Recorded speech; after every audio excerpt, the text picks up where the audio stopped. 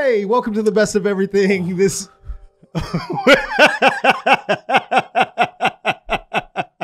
I'm an actor, motherfucker. Shit. Oh, we gotta leave this in. You have to leave it. Yes, leave it. Leave we're it. not leaving that leave in. that in. Hey, welcome to the best of everything. I am Ruben Paul, and my boy is back.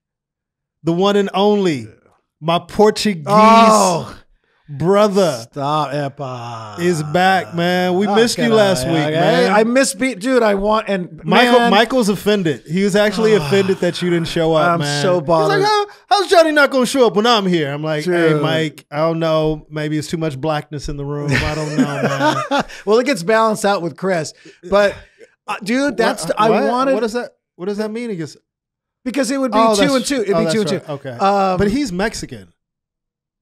Yeah. You're Portuguese. And there's still got that third in there, brother. Can't take that from me. Whatever. Can't take it from me, right? No, Raza? Yeah, but we had a great episode. If you guys haven't listened to the Michael Bearden, I started to listen. I didn't finish it all, and I started listening. I was like, I have to finish and this. And he's going to come back and do a part 2. Okay. We're just trying to figure out when because the schedule's so busy. Dude, you know, I definitely wanted to be. I know, because you love music. You're a music lover like me. He's great. He's just a great guy. So he came to Ruby Tuesdays last night. Oh. And he started telling us a story about Prince, man. And I was like, I don't want to hear it. Let's save it for the podcast. I was wondering about exactly. He told me about a conversation.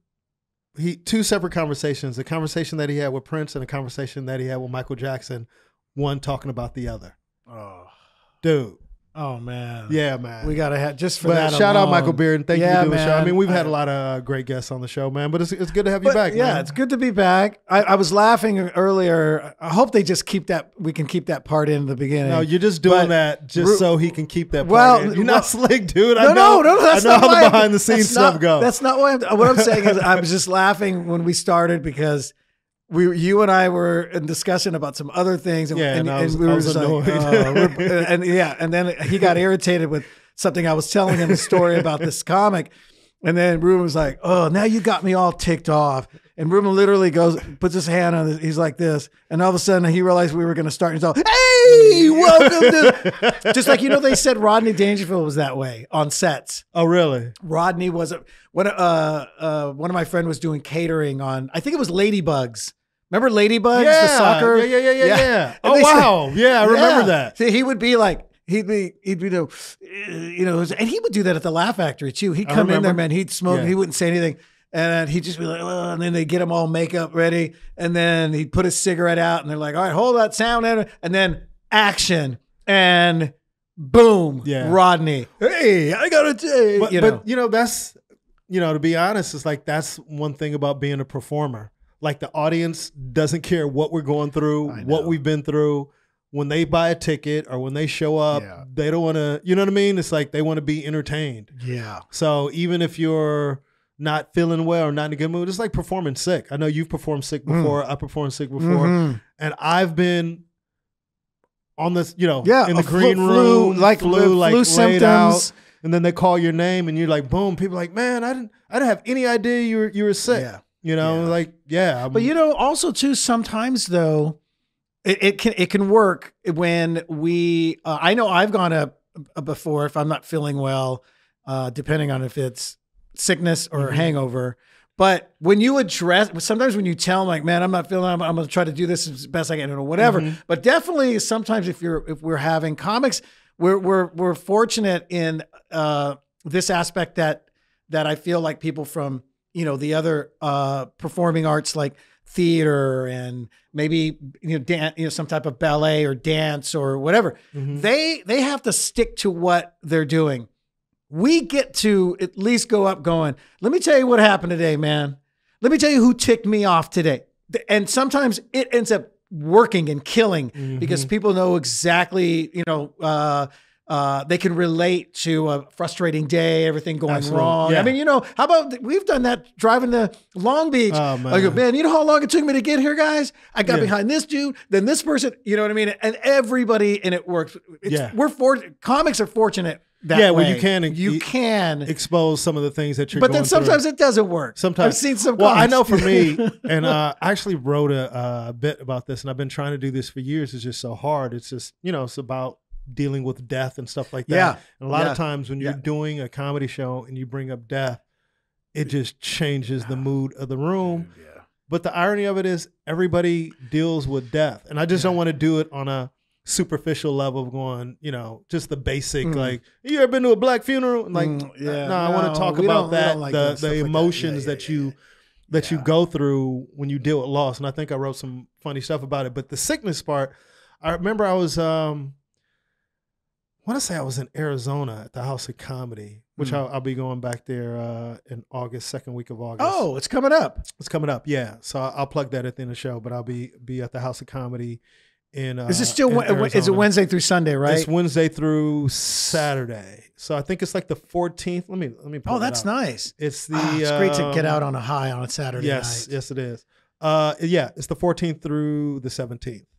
I'll be at the House of Comedy. But in Arizona. Used to be, didn't they? Absolutely. It was a Sunday. It was always Wednesday through Sunday before. So they're kind of changing it up. Yeah, but I remember being sick. It might have been, we do so many gigs, but I just remember having the flu and just being sick. And they're like, "Are you okay? Are you gonna be all right?" And then I get on stage, and the light just comes on. You perform. But the only way you could tell that I was sick is I was soaking wet. Yeah, the sweat. I was sweating it out, which is actually a good thing. Yeah, my fever, I think, broke while I was on stage. Yeah. And it looked like somebody took a bucket of water and doused me. Which I wonder, did you tell the audience you were sick? Oh, yeah. Okay, good. Yeah, halfway through. Halfway through, I go, guys, I am dying up here. Yeah. Literally. Yeah. And I remember finishing the show and almost collapsing, just thoroughly exhausted, no energy, gave every ounce of energy I had to do the show. Yeah. And so doing shows like that, but that's not the isn't first it time. Also too, isn't it weird when let's just say it's anything from that to you could have stomach cramps, you could have or even using the bathroom. Or having it, you feel like you have to go to, and the adrenaline kicks in. Yes. And everything, go ahead. That's why one of the funniest stories to me, and I'm sure hope he won't mind me saying it. I think I know what you're going to talk with about. Willie Barcena when he had to take a dump. And Willie, I think you're going to bring up Alex Thomas peeing his. No. You will not let that go. I guess who I did a show with the other day. I'm like, that's right. Johnny will not.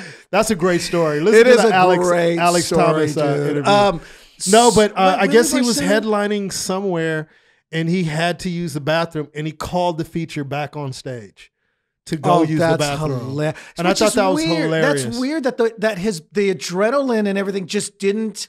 Well, I've had to feel like I have to go. Once it's like they say my name. Yeah. I feel like everything else in my body stops, dude. One of the most frustrating things is right before I can't remember where it was. I mean, it's happened a couple of times. It's like you got to pee right before they call your name, and then they call your name. And you'll go up and do 40 and not have to pee the whole time. That's right. That's what I'm talking about. Yeah. I feel like it's that fight or flight, that adrenaline that kicks in. I think our body, that's why that's surprising to me that I laughed so damn hard, man. But he told the audience. Yeah, he told the audience, like, yo, I think rumor has it that he told the audience, like, I'm sorry, I got to go, guys. I got to take a dump. And like called the feature back up. Feature went on. Mike might be able to confirm this, but called the feature back on. Feature did time. I think I would have just said, I have to pee. You know what? I don't know if he actually said he had to take it. We got to find out. Willie, though, he probably would. I mean, But how funny would that be, though, to tell the audience you had to take a dump and then come back and have to do another half hour? I mean, there'd have to be some humor use there. You know what I mean? I mean, I wouldn't even want to come back if they knew. You know what I'm saying? But everybody does it, man. I know, but it's just. Using the bathroom in public is just. I feel. I'm weird about that, man. Yeah, me too. And here's the other thing too. But it's almost like I feel like the audience. Maybe we'll have to. Maybe, I mean, who knows? Maybe one day we'll have Willie on here. But yeah, we gotta have Willie. Willie would be great, man. He's got some great stories. Yeah. But I wonder, for me, if like just say I was watching some show, and whether it was a comic or a magician or whatever, it's like, hold on, I got to go use the restroom. the whole time after that, I'd be like, ugh. Really? Dirty ass. I wouldn't be thinking that. Chris, would you be thinking that? I wouldn't be thinking that at all. Yeah. I'd be like, he's doing that because he's 1/3 Mexican. That's the only reason. 30 Sanchez. Oh, right. Hey, but you know what I would be wondering? I'd be going like this: 30 Sanchez. 30 with the THIRDY people. I would be going like this. I know he's in a hurry, or she. What if it was even a female? Yeah. I'd be like, I know they were in a hurry. Did he wipe right? Not swipe right. Millennials. Right. Wipe right. I know there's some millennials right now going, does he mean swipe right? No. Wipe right. All right. Correctly. Is this what this podcast has come to? Wipe right jokes. You brought it out. Well, we're just talking about stage experiences. Yeah. You know? And you know how many times, I've gone on, I do some of my best work when I'm hungover. Yeah. Because you know what?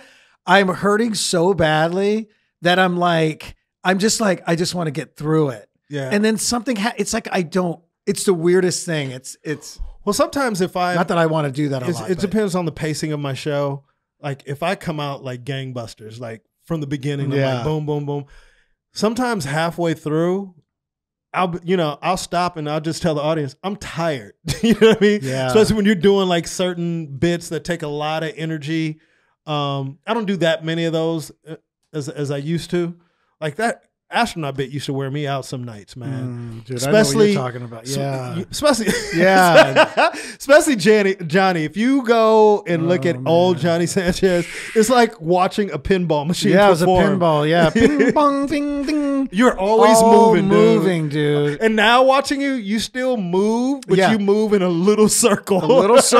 And the physical stuff has to have something. It has to be something. Yeah. I'm not going to do a physical thing just to do a physical thing. It's got to be specific now. Yeah. But AJ Jamal had told me that years ago when I first started at the store. I remember you told me that. And he's like, you ain't going to be doing that later on. And I was like, man, I'm going to be physical my whole life for comedy. Anyway. No, you aren't. But so that's always interesting. It's always interesting and I know you wanted to kind of touch base on some of the tours we've done and going. I mean, you've done way more international stuff than I have. Yeah, but you there's a lot of comics that do a lot of military tours, which I think is important and great. Absolutely. I wish I could do more of them. What people fail to realize, and if anybody in here who served in the military, you guys understand this clearly, and we learn it through touring, is how appreciative they are that comedians come to perform in some of these locations, because their life is 100% dedicated to serving in the armed forces, and they're located in places that, are so foreign to them, don't speak the language, don't have the same entertainment. So anything from home, man, they greatly appreciate it. Even, thank God for the internet, because you remember years ago, trying to get access to content. You know what I mean? Could you imagine being in the military in the 80s or in the early 90s? Even the early 2000s, because I think YouTube started 07, 06, something like that. Chris, YouTube.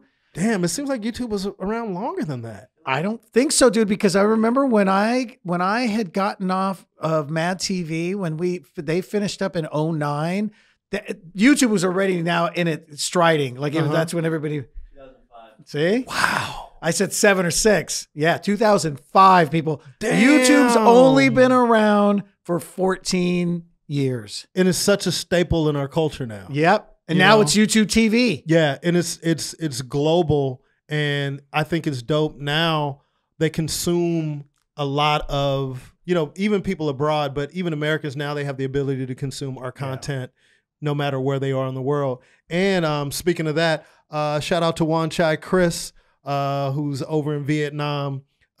He's a big fan of the show. I met him in Hong Kong.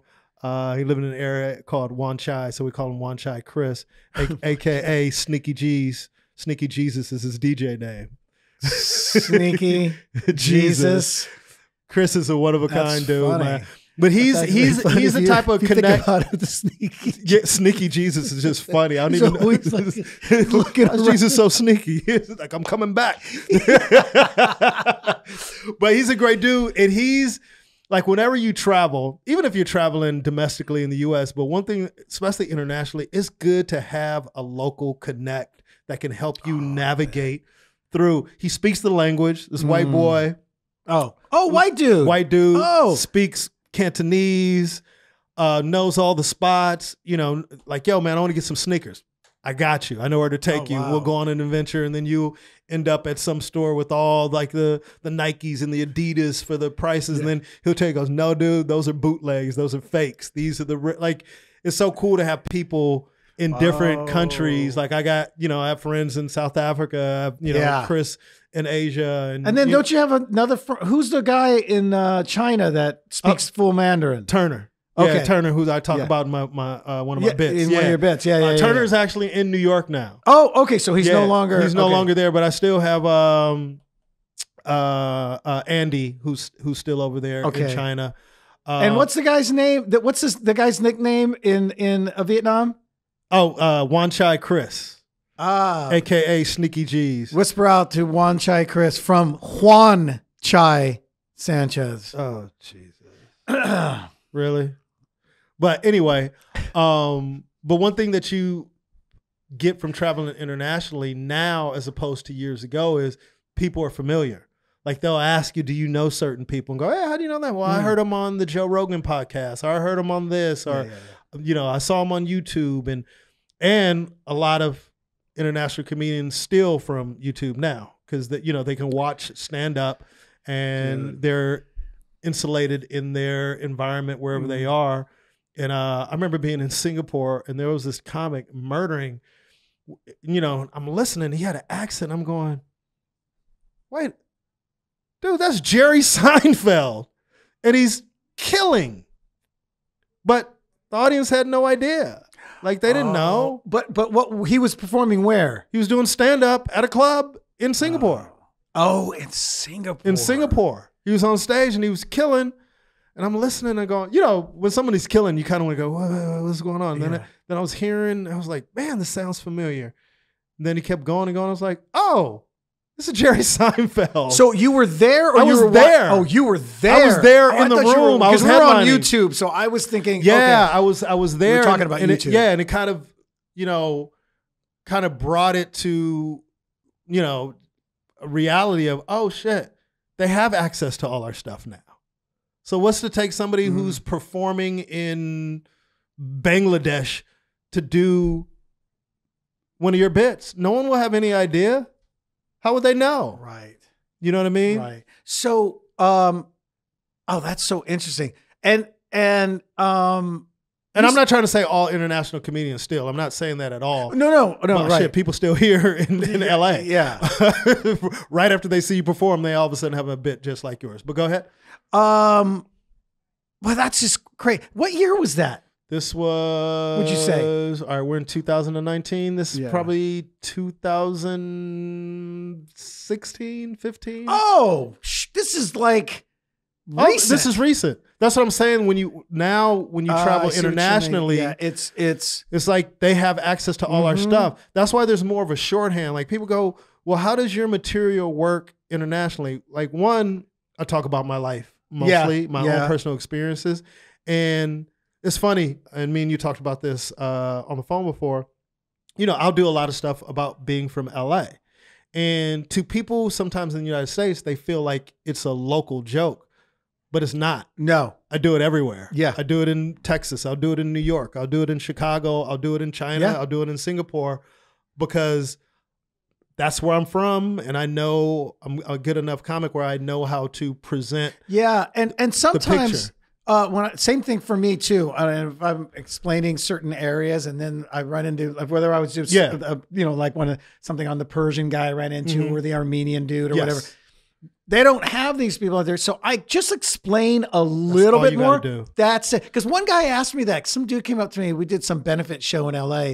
And he's like, hey, I really enjoyed you. He goes, but he was an older gentleman. He's like, how would you do this set somewhere else. I go, I do it all the time. Yeah. He goes, you do? And I go, yeah, man. We just explain a little more. Yeah. The only thing that I don't do is I wouldn't say, so I was over on Slauson. Yeah. Right. Or I was, I went to, so I was at Chipotle. Yeah. Like I drove through Westwood or, you know what I mean? Like you eliminate those type of things, but just the overall concept of them understanding, what I have to say is pretty universal. If I'm talking about my father, everybody has a father. If I'm talking about relationships, people and are in even when you do your even when you do your dad, yeah, who has a Haitian accent, and they have no idea what a Haitian accent is, right? And but people can relate, who come from immigrant parents, because absolutely, whether it's I had this conversation with Bobby. Okay, Bobby Lee was talking about that. Shout out Bobby Lee and his Whisper Out Bobby Lee and his Tiger Lily podcast. Tiger Lily, Tiger Belly. Tiger Belly. Oh, not Tiger Lily. Oh, Tiger Belly. Tiger Belly. Shout out Bobby Lee. Just think if Bobby. But where did I get Tiger Lily from? Isn't there something? There is something Tiger Lily, but you have to picture. Thanks for being on top of it, Chris. He's jotting. He's taking notes. No, I'm just.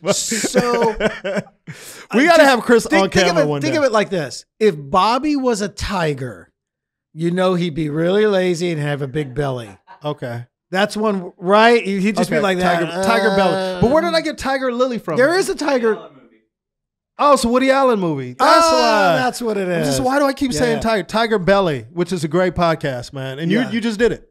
I just did Bobby's, so Whisper Out to Tiger Belly. And you almost said Tiger Lily. I almost did.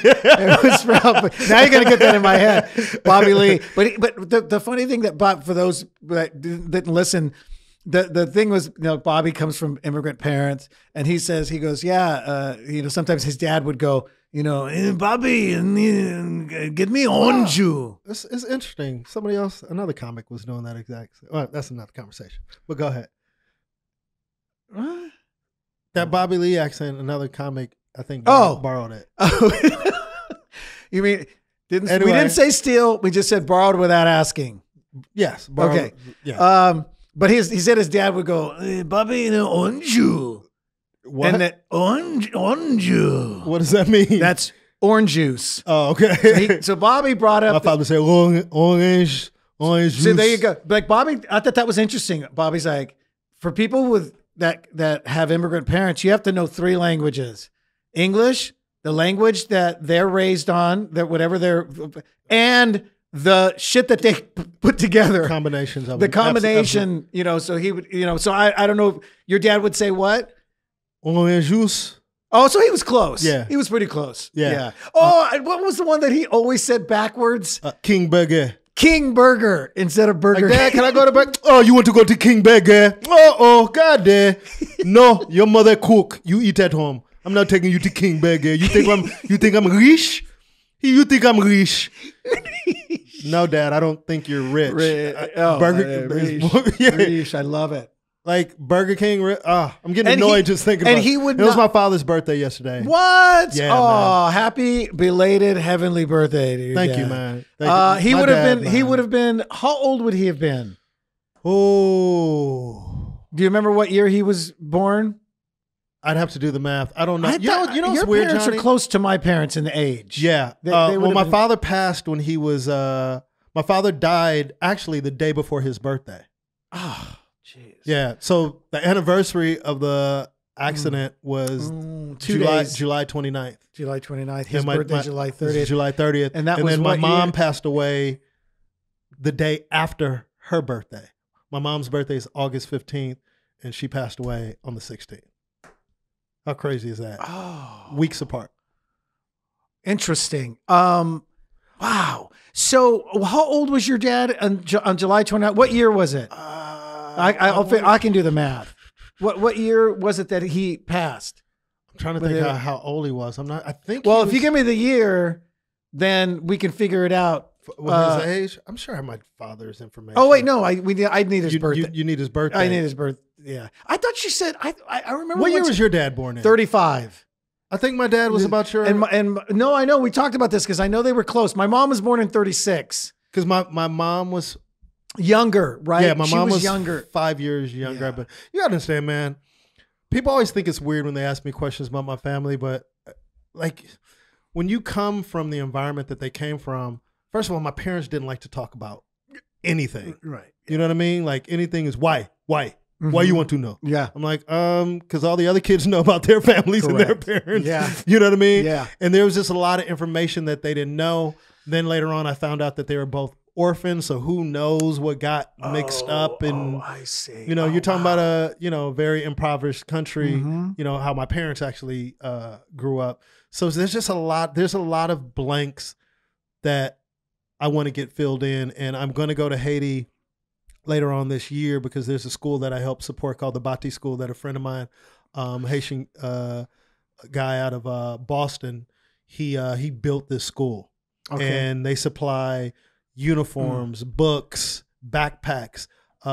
They do agriculture. They teach the kids how to, grow their own food. I mean, it's a great, we did a fundraiser for them and we're going to be doing another fundraiser for them. And he wants to take me to Haiti. Because again, my parents wouldn't allow me to go to Haiti when I was a kid. They just wanted to, and my parents went 2 to 3 times a year. And whenever I wanted to go, they were like, no, because I guess in some of the areas they were in, they didn't want me to see that stuff. But the irony is they wanted to protect me from that. But whenever I didn't eat my food, my father wouldn't hesitate to show me a Super 8 movie of dying kids. Like, I wouldn't think about that. You know what I mean? He would get on me for wasting food. Yeah. But then I remember one time he'd always grab me by my ear. He'd twist me. What a great dad. He would twist me by my ear. He goes, you want to waste food? Come here. I'll show you something. And then he had this projector. Oh, projector. And he would take he would get a sheet? Not a sheet. Well, we couldn't afford a screen, Johnny. I mean, no, I was gonna say either. Oh, because you could put it up just on a blank wall. They had one of those projections. Oh, the actual thing. Yeah. So he had one of those. No, my dad used to shoot it. Just put it on the wall. Yeah. I think we did it one time. That my father got one. Mm-hmm. But anyway, he would show me footage of their trips, and it looked horrific. Yeah. And then as you get older, you found out, wow, Haiti's actually beautiful. All I saw was the slums. You know what I mean? And the poverty. But Haiti's a beautiful country. Like Shiz will show me some pictures. I go, where's that? He'll go, Haiti, man. Wow. I go, really? He goes, yeah, dude. Yeah. So because it's still it's in the Caribbean. Caribbean. Yeah. It's considered. Yeah. So I'm looking forward to going. Are there any I'm going to cut you off, but are there any relatives that would have would around that would remember me? No, that would remember your parents really well. I don't know. I'm going to ask my cousin in Montreal. When I say cousin, again, he's not cousin, blood. But, yeah, right. When your parents say that's your cousin, that's your cousin. But we are family because when he came to America, he lived with us for like 10, 15 years. So he is. But you don't know about any, if there's anybody, in other words, some relatives that are like, they'd be in their late 70s, early 80s. Like I'm not sure. Known like I told you, I met my aunt.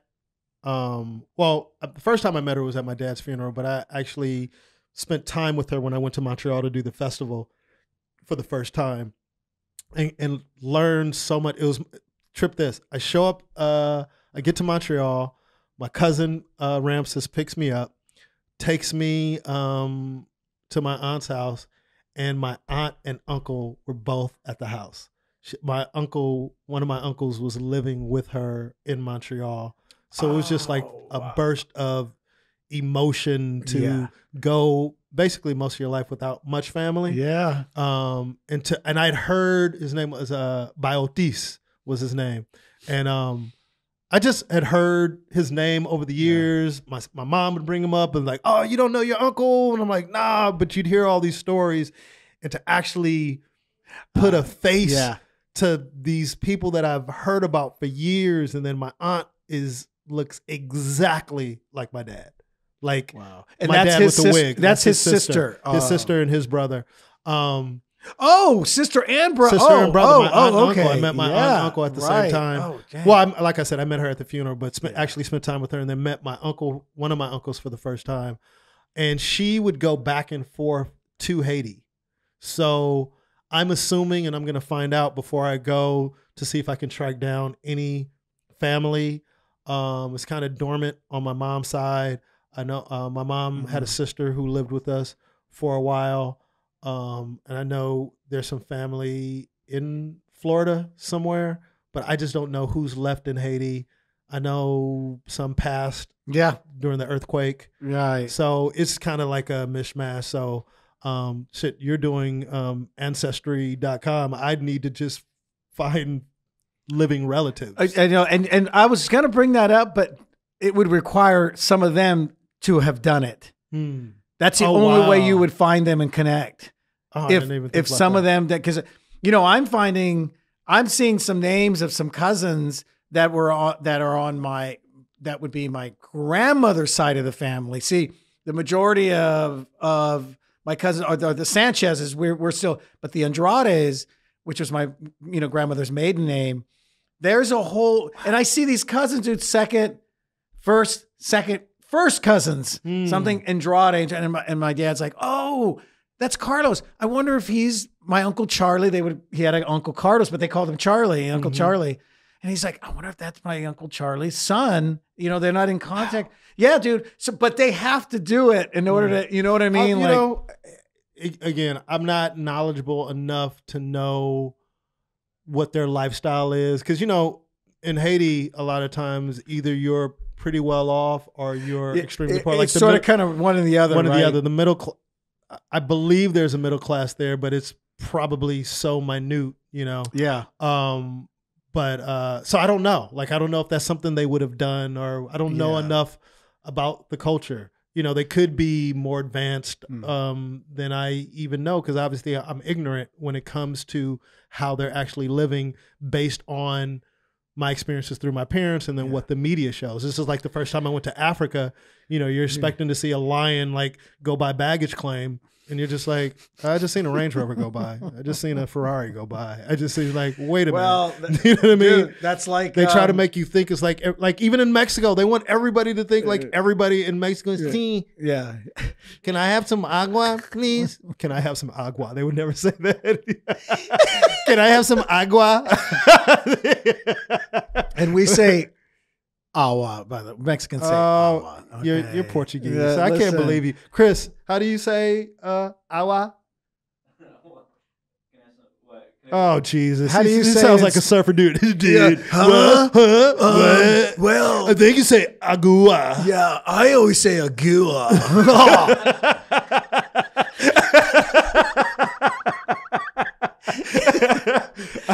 So, wait, that's interesting. Yeah, you know what? Because then when I told you that trip to Israel, you're expecting to see, desert and bombs going off here and there, things. Yeah. And when we were in Tel Aviv, I looked out the beautiful hotel we were staying at, and I could not tell the difference between Tel Aviv or Santa Monica Boardwalk. Dude, it was the same place. People riding bicycles, jogging, Johnny, laying out. I go, this is unbelievable. Johnny, don't you feel like in those moments, this is why you always hear me say this on stage, traveling is the best thing. Education best you can education, get. Yeah. And as much as I've traveled, there's certain points where I go, damn, man, I feel so ignorant. Like all the things that I assumed about these countries and these places is totally wrong. Mm-hmm. It's totally wrong. Yeah. Like you said, you're in Tel Aviv. Dude, I know people who go there to vacation and party and be on the beach. Yeah. You know what I mean? Like it's a vacation destination for certain people. First time I went to Lebanon. When I went to Beirut. Yeah. You have that image. Dude, when I went to Beirut, I'm like, yo, and they're like, yo, let's go eat down at the marina. You're like, the marina? And then you go to the marina and there's yachts and stuff. It's like, why do they make us think like everybody's like, we must fight? It's like that you were going to just see them with all, Yeah. But I will say this though, Beirut was one of the first places I went where you'd see like like a bunch of nice buildings, then a bombed out building, then a bunch of nice, you know what I mean? Wow. And it's one of the few places that I've been in the Middle East where I kind of felt like something can go down. Right. Because whenever we went to, and I guess the environment made me feel like that, because whenever we went in and out of the hotel, dogs, mirrors under the car. Yeah, right. That's Israel's got a little bit of that too. Yeah. Well. So when I was there, it made you feel a little bit uneasy. Yeah. But the nightlife was fantastic. Yeah. The shows were great. And, you know, when we're talking about, so how did you feel about performing in Israel? Like, how did you? Well, a lot of them over there are expats, they call them. Oh, just like so they were from China. Yeah. They were here, then they went over. I remember having the conversation with Avi, who books it, and I said, if I ever came back, I was like, you don't even have to. I'll save you some money, bro. You don't even have to put me in Tel Aviv. You just get me a hotel in Jerusalem so I can just walk through those the historical area where Jesus and everything happened. That was enough. That was good enough for me, man. Jerusalem for me, I think we went there maybe 3 or 4 times. Went to the Holy Sepulchre Church there. I could have stayed there the whole time, man. Oh, really? I didn't even need to be in Tel Aviv. But Tel Aviv was like the cool, hip, the Tel Aviv South was cool. Beach Yeah, it was like, vibe, I mean, it literally felt like I was in Miami at times. But if I were to go back, I would stay in Jerusalem. Just so I can go and take those walks, you know, because then he's like, you got the Orthodox Greeks, and you got the Muslims. Everybody's selling you just feel like you're catapulted back to those times when people were selling stuff on the streets and everything, dude. And it just has a smell. I absolutely love Jerusalem. So let me ask you this about the crowds in Israel, because I have expats. Yeah. Because I have not performed in Israel yet. I won't get into that right now. So I haven't performed there yet, but I know there's expats. But were there a lot of locals at those shows too? Or was it just predominantly expats? But there were people that had been there, but they knew everything. Yeah, the thing that I love, like we talked about, the world, because of YouTube and all this other stuff, the world has become so small. And this was back in 2009, I believe. It was like 10 years ago, dude. You went 10 years ago? Yeah. It's been a while. Wow. Yeah. So I know for me, the one thing that I do like about doing some of the shows in Asia is... Yeah, you've done a lot. You should talk about Asia, because you have your expats, obviously, but a lot of locals would come out, which I think is dope to give you a nice balance.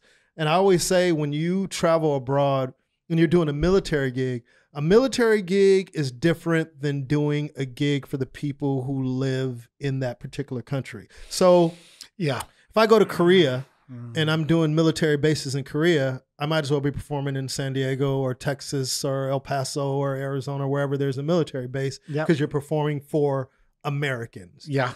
When you perform internationally, which Russell, helped open that door, man, you're performing for the people who are like born and raised in these places that might happen to speak English. Or in China, at a lot of my shows, there would be people there learning English. So you'd say a joke and then someone would, whisper. And I remember I had to address it after a while, because I was like, what? And then, the laugh would be late and everything. Like, what? Then I remember messing with somebody in the audience, and finally goes, "Oh, she doesn't speak English." It goes, "No." And then, the crowd explodes. And I'm like, man, I thought they were being rude. You know what I mean? Yeah. But she was translating, and they sit right in front, and they're doing it right in front, where you can see them. So, but I've always enjoyed international. I felt like I was embraced there more quick, faster, or whatever, just to be able to go to sold out shows and stuff like that, where people are actually coming to see me. And it just made me appreciate comedy on a whole different level. And I think it made me a better comic, because you got to be able to make people laugh anywhere. Yeah. And you got to do an hour. It's not doing 45. Like, you are contracted to do an hour. And that's a long time. At least. Yeah. And remember, because Ruben was thinking about taping his special in there. Shanghai. Yeah. Remember, I love that title. Black Guy in Shanghai. Yeah, man. Yeah. I'm still going to try to do that one day. You might be able to somehow still work. Because I have so much material that I do only in China. Right. Just from my observations and my experiences there. But it was one of the, I always did great in Hong Kong, but I remember Shanghai, some of the tours that I did there were just crazy, man. Yeah, dude. And fantastic audiences and jam-packed and just the energy, and like you had the mix of the expats there who were appreciative, and then you had the people who were fascinated because they had never really experienced westernized stand-up comedy face to face. You know what I mean? So there's just this crazy energy over there, man. And it's great to perform in front of. And it just broadened my perspective, you know? Yeah. Because you can't just talk about, you know, it just forced me to be more honest and more transparent and more autobiographical instead of observational. Yeah. And so we did the same thing when we did those two shows, one in Kuwait and one in Qatar. Mm-hmm. Those were just the people from there. And the Kuwait show went good. That was with Ahmed, myself, and Tommy Davidson and Edwin San Juan, right? They were good. That set was like, I started off great, and then somewhere in the middle, it kind of I started to fizzle out a little bit. I lost them lost in translation, I guess. But it was so funny because I remember, was it Ahmed? I think it was Ahmed.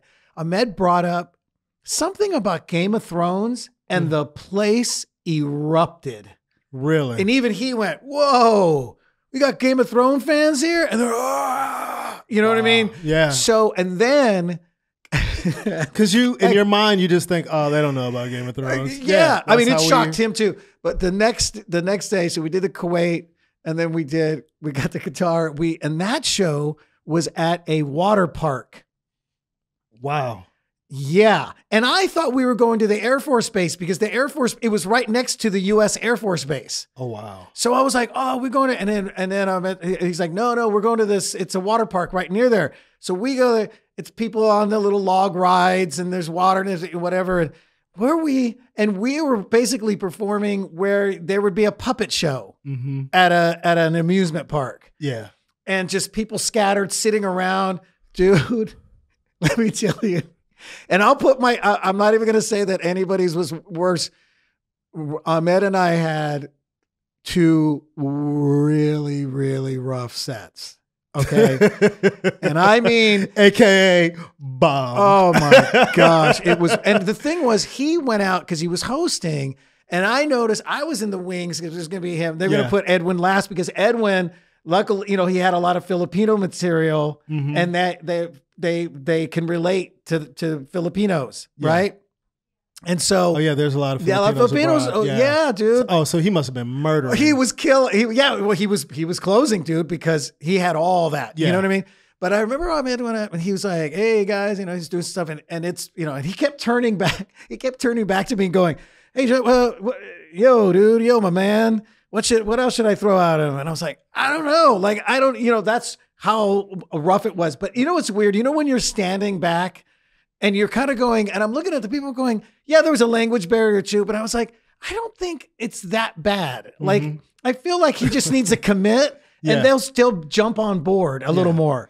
And dude, it wasn't that at all. Really? Like, he brought me out, and I went out just going, I almost like grabbing the mic, like, I got this, man. Step aside. Have a seat, brother. Ahmed, step aside. And then, dude, woo! And as a comic, when you start feeling uncomfortable, man, on stage, and then I'm rushing. Now I start rushing. I'm going through. I know I'm that plowing feeling, through material, and I had not had a set like that in a long. And then, of course, when I finish, Ahmed just like, oh, I told you, my man. You know what I mean? And then Edwin comes out and kills for 30. Jeez. Is that one Ahmed and I, we're both going to do 20. We both did about 15. Oh, wow. I mean, dude, it was that bad. And then he goes out there and kills for 30 all the Filipino, and and even Edwin was like, well, I have an advantage. The Filipino, I go, of course, dude, it does. I go, but don't, I'm not trying to take anything away. That's all he had. He had other stuff too that they enjoyed, but man, Edwin did great. I'm sure. So he did. I know that thing when you're performing for people that are from there, and there's a barrier sometimes. Well, a lot of times, and we get this all the time, is people go, do you ever get nervous before you go on? Or do you ever get scared? And I always have, I wouldn't say it's fear, but like there are nerves. There's an anxiety. I have a little anxiety too. But no more, the level of anxiety, especially after being an experienced comic, that I would get from doing international shows, because it's like, all right, this is all I got. You know what I mean? Like, I have my, every comic has their toolbox of tricks or what you use. But when you're in a foreign country, English is not their first language, whatever, you have to figure it out. Yeah. And then when you start going through it, and like, I had to learn how to do the Haitian stuff, because there was no shorthand, but, thankfully, the accent sounds funny. Yeah, of course. And then, so the accent will sound funny to anybody who's not Haitian. Mm-hmm. So then like you said, you start to realize it's like, yeah, they're Chinese. They have a dad who is on their back all the time, or who yells at them or whatever, like you're doing Bobby Lee. So there's these universal things, and you kind of start finding that even though we're so different, all around the world, we have so much in common, and we don't even realize it. Like they're playing video games all over the world. So if you're doing jokes about, video games and Fortnite, how your kid won't stop playing video games, they can relate to, if you're a parent in China, like I saw this thing about Koreans, how in Korea, they're like some of the biggest gamers in the world, and they're talking about the addiction that they have to video games. So people might think that's just an American problem, but they have these issues all over the world because video games are all over the world. And you start realizing that when you perform, and it's gratifying, man, to rock a room of people who don't look like you, not where you're from, and you can still make them laugh hard and, get standing ovations and all that stuff from them being so appreciative of what you bring to the table with your story. By the way, I'm not trying to jump off, but just speaking of that, I just saw this Sunday. I think it was Sunday or yesterday. So the 16-year-old kid won the very first Fortnite championship. Didn't he win like $3 million? He won $3 million. He beat out 40 million other contestants. Whoa. That's how it started with 40. It started with 40 million because it's global. Wow. And then they whittled it down. They whittled it down, and then I think that at that competition they only brought 100 at the competition. He's like a sperm. Yeah.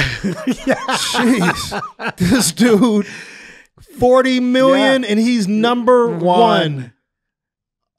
And it was funny to hear. I didn't know that. I just heard he won $3 million. Blah, blah, blah, 16 years old. 16 years old. 16 years old. And he beat out 40 million people. It started with 40 million contestants. Wow. And that's what I was like. It's just funny to hear the interview after it. What are you thinking right now? And he's like, I can't even believe it, man. Just, and then it's the same thing as somebody who's been playing football for 15, 20 years. Which sounds funny when it's a video game. He's like, just, man, so happy I put the work in. And all those hours of hard work. Oh, and I'm thinking, you're sitting on your ass playing it, but still, it is work. It is work, it's man. A different muscle, the brain, the hands, whatever. But it just sounded funny, you know what I mean? Because he was talking about a video game, but $3 million, dude, at 16. That's Let me tell you crazy. something. I mean, half it's going to be gone. But, I used to be really, really, really good at Madden football.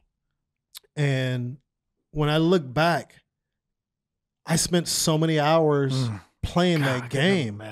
I mean, I remember going over to my buddy's house. I'd probably get there around 10 in the morning, and we'd play probably until 10, 11 o'clock at night.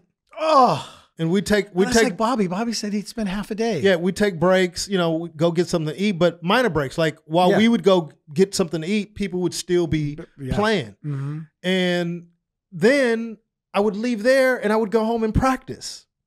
So I was really good Madden at one point. And shout out to Rodney Perry and Kevin Hart, because we used to always, JB Smoove, we used to all, there's a group of comics who used to always get together and play. And I remember I used to whoop Kevin's ass. And he used to play with the Eagles because he's from Philly and everything. And I used to beat him pretty regularly. But he has a brother, his older brother, a lot of people don't know this, was a phenomenal Madden player, like played in tournaments and different stuff like that. And I'll never forget this. Kevin was over at the house. And I'm not saying he wouldn't beat me, but it's just like I pretty much dominated him. But, if we played 10 games, he'd win 3, maybe 4, maybe. So we were playing one time and I was just on my game and I was just basically destroying him.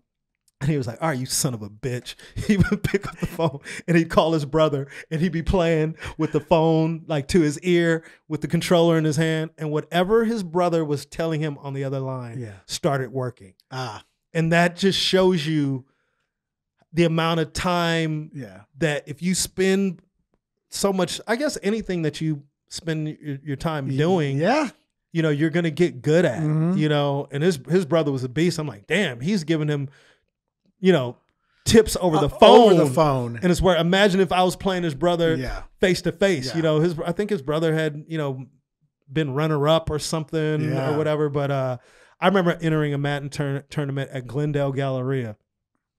And I just, oh my God, I had just gotten off a plane. Like Chris. This is how good I had just gotten off a plane. And I can't remember who called me like, yo, I entered you into a Madden tournament. I'm like, what?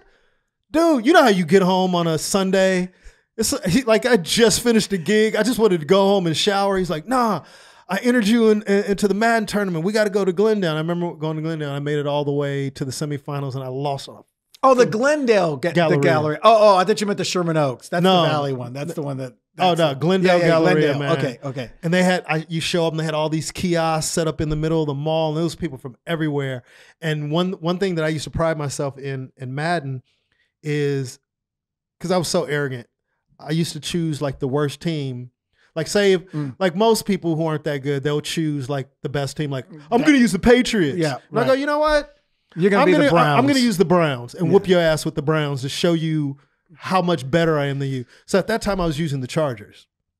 And I remember like making it out like the first 2 rounds or something. And then people was like, yo, man, there's some dude beating everybody with the Chargers. And I was like, oh, really? They were talking about me. I was like, yeah, man. I can't, they were like using the Cowboys or whoever was good at that time. And it wasn't the Cowboys, but whoever was good at that time. And I lost on a fluke. I think I lost to the Steelers, some dude who used the Steelers. And that defense was so good, and he was such a good player that for me to be able to beat him, I would have had to have a better team.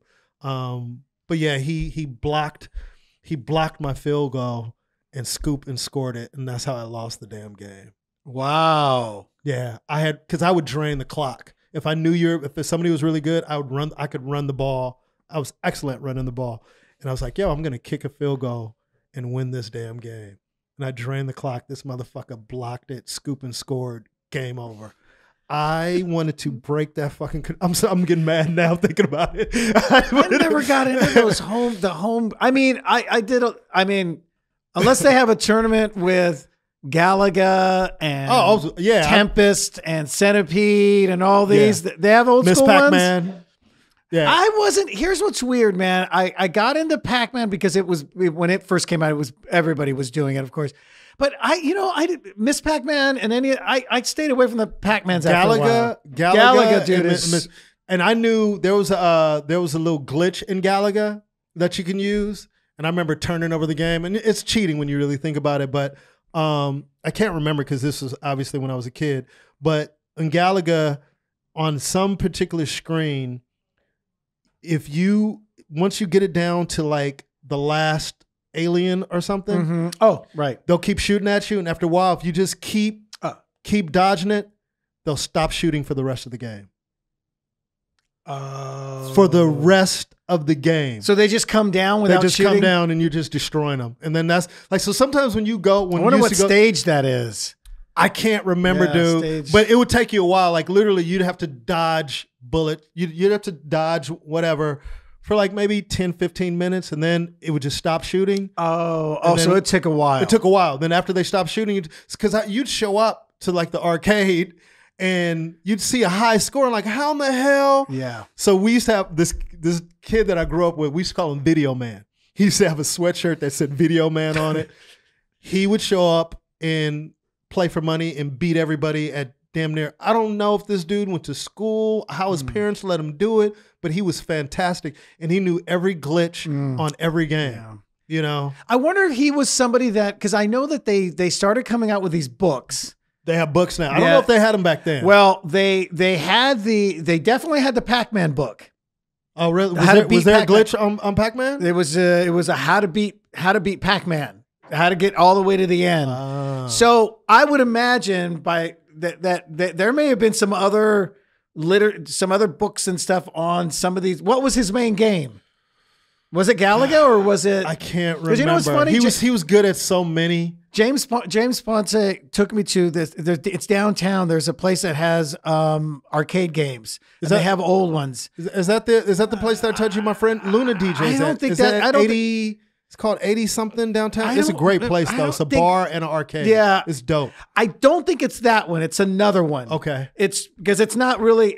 They have some. It's not like huge. Okay. You know what I mean? Got you. But I got on Centipede, dude, and I was on the top 20 score just playing it once, which tells me there's not a lot of people that know how to play that game anymore. You know what I mean? You know, but you know, getting back to the whole international thing, like we're talking about all these games, but people all over the world have similar experiences playing these games, and we just live in our isolated communities in our world, and we're just thinking, oh, we're the only ones. That's why when you see some of the injustices that happen in other countries where, you know, we paint these other countries as villains like Iraq and different places. And I'm not saying that they don't have terrorist cells, but we're painting the whole entire country by the actions of a group of people. Could you imagine if everybody judged the United States based on like a white supremacist group and they thought everybody was, so they bombed this country just because of this one group. And I used to always say, there's like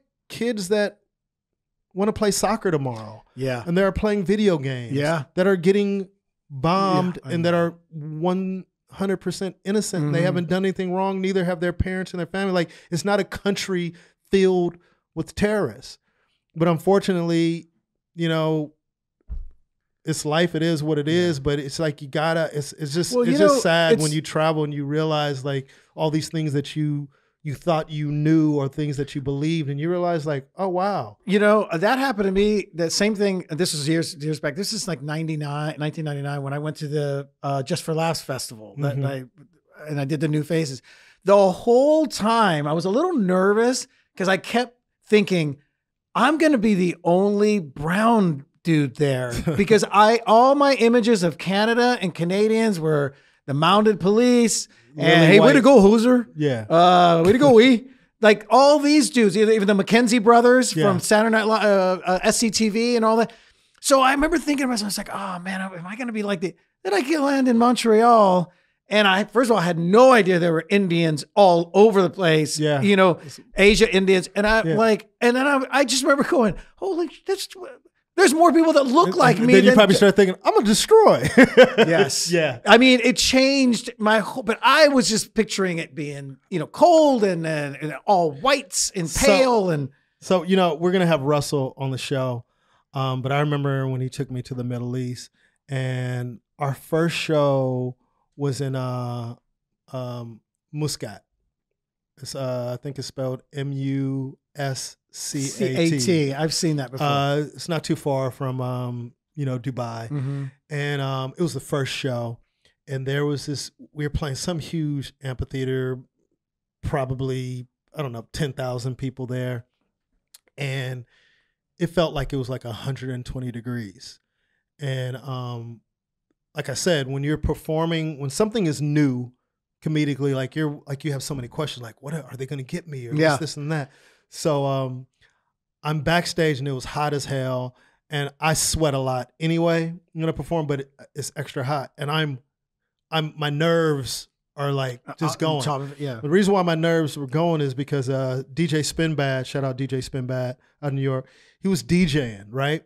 So I peeked through the curtain, and there are people with the hijabs on, people are covered up, like damn near the whole audience. And no one is bobbing their head to the music. Like everybody, and I'm like, okay, do they not understand the music? Like, why aren't they... But one thing that's dope about Russell is when you come see Russell, you're going to come get his full experience. Like, that's what he listens to. Yeah. If you don't listen to that music, too bad. That's what Russell Peters listens to. That's like if me playing a lot of AC/DC and another somewhere else. Yeah. I'd be like, hey, that's what Johnny's going to play. That's what Johnny's going to play. Yeah. He's going to have his DJs play AC/DC, until he comes out. So he's playing hip hop. And of course, like it was one of my first times working with Russell internationally. So you want to do a good job and this and that. And then finally, man, my nerves are getting the best of me. I said, hey, man. He's like, well, what's up, bro? He's like, damn, dude, you're sweating. I had to take my shirt off and everything. I was drenched. And I still had to perform. So I had to take the shirt I was going to perform in. I had to take it off or it would have been soaking wet. Yeah. He goes, you all right? Go, hey, man, what should I talk about? And he looks at me and goes, I don't know. I was going to watch you. So I just started laughing. He's like, dude, I don't know. Like, You're going to find out when you get out. You're going to find out when you get out there. And it did release the pressure. So I remember them introducing me.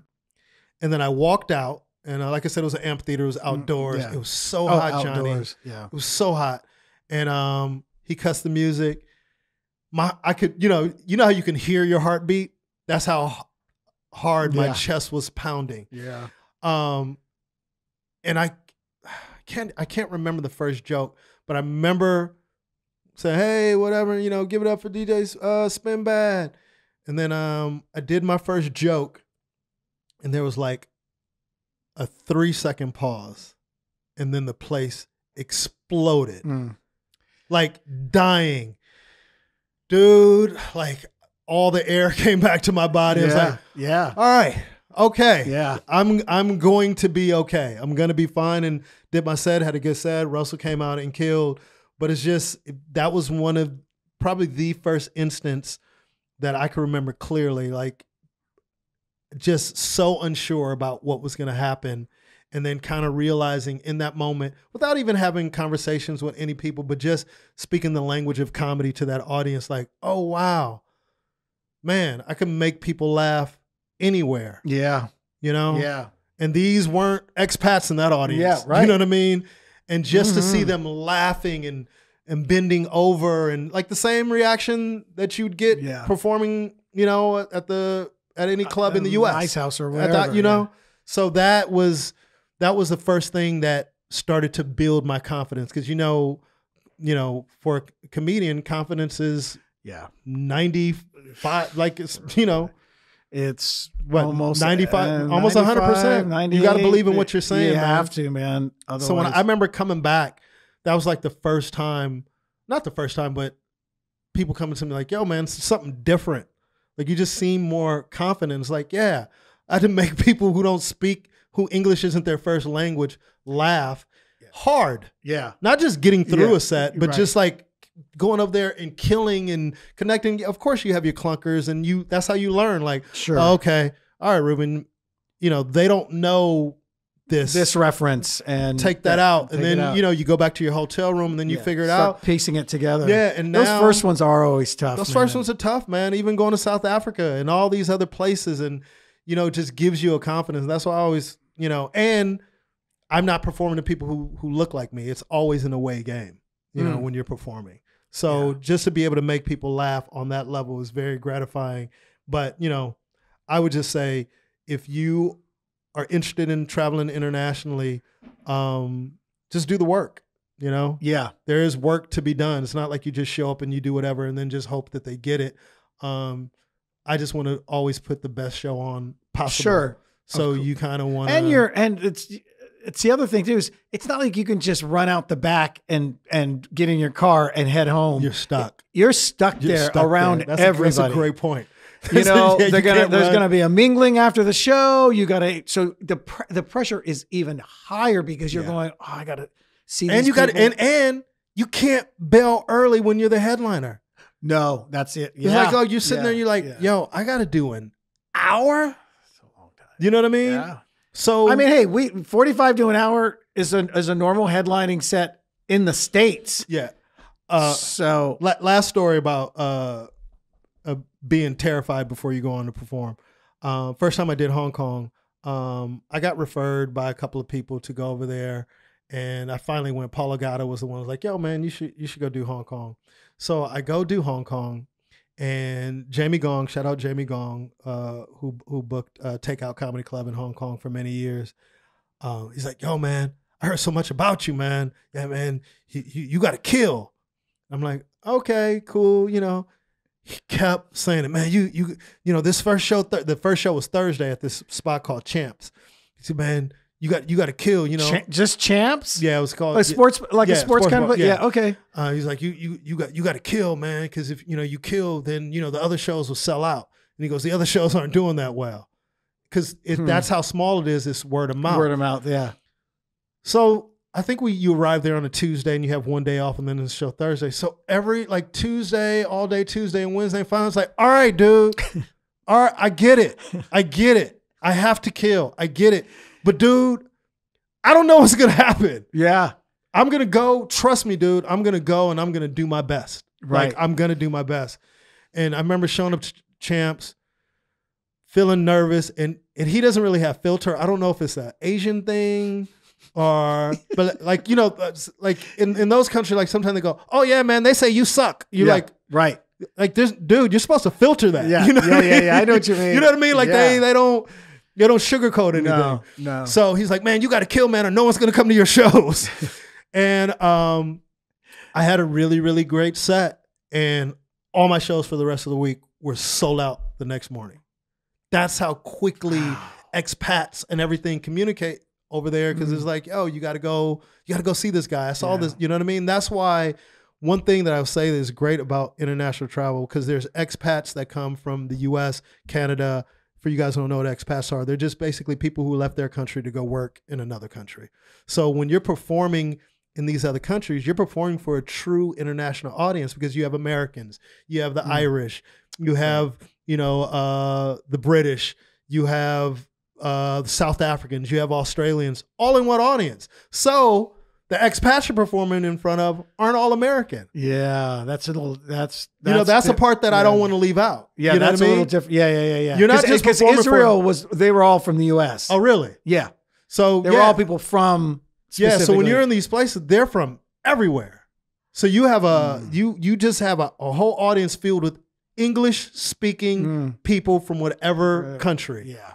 And that to me is dope, because I remember going to South Africa and go, hey, my cousin saw you in Hong Kong. And that's how you kind of start to develop, a reputation internationally. Because if you live in Ireland, or if you're from Ireland and I went and saw Johnny Sanchez and I go, oh, what did you do the other night? Oh, I saw this, Mexican comedian named Johnny Sanchez. Now somebody in Ireland has heard your name. Right. Now they're looking you up. That's, to me, that's what's been great. And I'm just grateful to be able to work internationally. So just know the world is just bigger than the U.S. And, you can make money and travel abroad. Now you see Russell kind of opened up that whole market, but we'll talk about that when Russell's on the show. But now everyone is doing a lot of international stuff. Bill Burr is doing international stuff. Kevin Hart is doing a lot of international stuff. There's a lot of people, and I'm talking about huge venues. Joe Coy is doing a lot of international stuff. Yeah. So it's great to go make people laugh, man, in like other countries, all over. That is, and I've always, I can't wait to we have Russell on, because it's been so interested with his last name, Peters. Yeah. Oh yeah. Do you know that story? Yeah. You know the story about his last? Okay, I don't know. I've always been like, not the stereotype, but I mean, look at, even like someone like Raj, is Sharma, and I know some other ones that are Patel. So that it's like Peters I'm so intrigued to find out where that, when you have him, you can, yeah. He just has such an interesting life. And then, obviously, him being a best friend, there's certain questions that I'll ask him that, people should know about him that don't know. Yeah. I think a lot of times when he's on shows, people just ask him the main things, and we will cover those things for you guys who don't know who he is. But he has a fascinating life, man, and his journey should be respected. Absolutely. And I think sometimes people just think it's, just because he's Indian and, there's a billion of them. Yeah. It's more to it than that. So I'm excited to have him on. But anyway, dude. Okay, man. Good to have you back, man. Yeah, man. Yeah, man. Oh, when I did Tiger Belly. You almost said Tiger Lily again. No, I'm pausing now.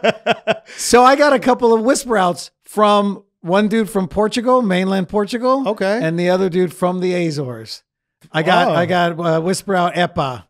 Okay, good, man. You're starting to find. I got two new fans, Portuguese fans. And thank you to everybody who listens consistently. Yes. Shout out to Yanni in Montreal, my boy Earl Sapp in Vegas. But we have people literally listening to this podcast from all over the world, and you'll be able to find us on Spotify very soon. Oh, right, that's right. Yeah. So you'll be able to hear us on Spotify very soon. But as always, you can hear us on iTunes, Google Play, YouTube. And of course, every Tuesday night, Hollywood Laugh Factory, 9:30 p.m., Ruby Tuesdays, best show in town, always a diverse show and a diverse audience. So it's just a good time, man. It's a feel-good show. You've done it a bunch of times. Yep.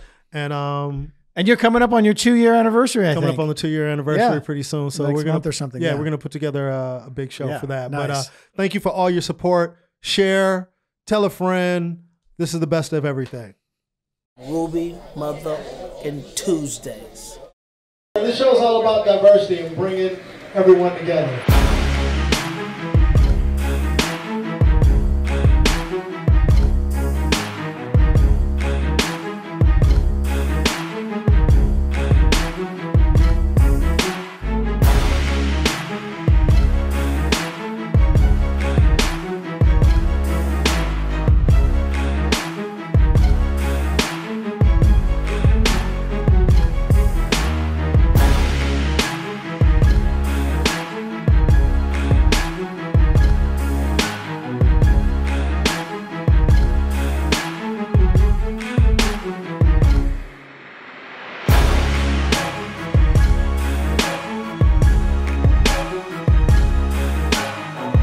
You never know who you're going to see at Ruby Tuesdays.